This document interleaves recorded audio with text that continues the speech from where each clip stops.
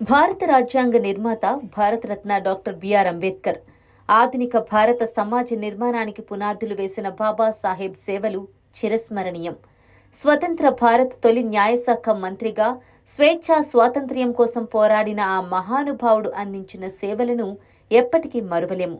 భారతదేశ ఔన్నత్వాన్ని ప్రపంచ స్థాయిలో చాటడంలో, ప్రపంచ దేశాలన్నింటిలోకెల్లా అత్యున్నతమైన రాజ్యాంగాన్ని రూపొందించడంలో ఆయన కృషి మరువలేనిది.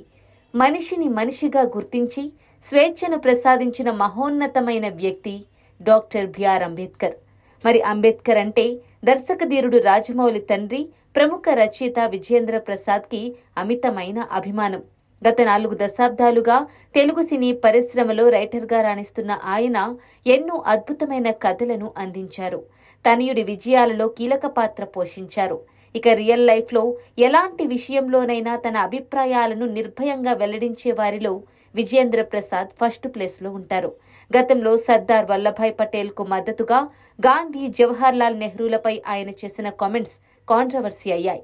అలానే బిఆర్ అంబేద్కర్ను పొగుడుతూ మాట్లాడిన వీడియో కూడా సోషల్ మీడియాలో తెగ చక్కర్లు కొడుతోంది. విజయేంద్ర ప్రసాద్ ఇంట్లో డాక్టర్ బిఆర్ అంబేద్కర్ పెద్ద విగ్రహం ఉంటుంది. దీనిపై రచయిత ఓ ఇంటర్వ్యూలో మాట్లాడుతూ అంబేద్కర్ దానికి అర్హుడు. ఇండిపెండెన్స్ తర్వాత గ్రేటెస్ట్ పర్సన్ ఎవరు అని 2012లో ఓ ఛానల్ సర్వే నిర్వహించింది. అందులో దాదాపు 20 లక్షల మంది పాల్గొన్నారు.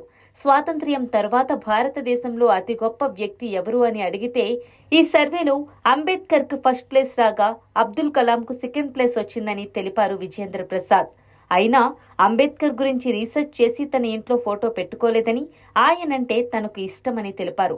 ఎందుకు ఇష్టమో నాకు కూడా తెలియదు, కానీ రీసెర్చ్ చేసిన తర్వాత అన్ని రకాలుగా ఆయన అర్హుడనే విషయం అర్థమైంది అని విజయేంద్ర ప్రసాద్ చెప్పుకొచ్చారు.